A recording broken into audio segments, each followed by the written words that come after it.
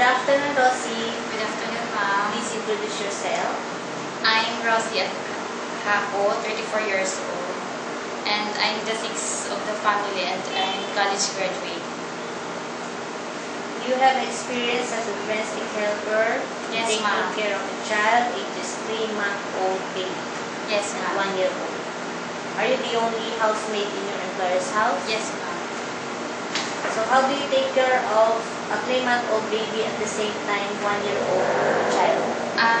First, if the newborn baby, when she is already asleep, I prepared for the 1-year-old baby for taking a bath, and then the food, and then after all, prepare the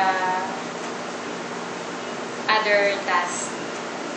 When you have chance of doing other household chores, what household chores can you do to help your employer? I can cook, washing the clothes, ironing, cleaning, marketing. Do you know how to take care of pets?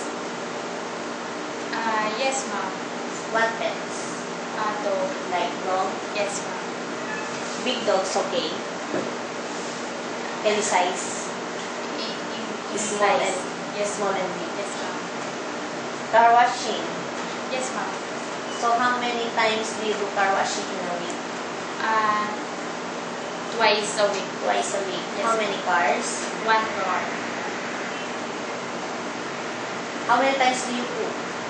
3 times a day. 3 times a week. 3 times 3 a day. times a day. How many times do you do laundry and ironing? Twice a week. Laundry and ironing. Yes, ma'am. So in Hong Kong, what if your employer give you a cookbook to cook Chinese food? Do you think you can follow by yourself? Yes, ma'am. I can try. Can you promise to finish your household chores before going out for holiday? Yes, ma'am. I can promise. What if your employer tell you to clean his mother's house? Are you going to obey or not? Yes, ma'am. It's No complaint. No. And any day is okay for day off. It's okay for me. Can you promise not to invite friends or relatives to your employer's house? Yes, ma'am.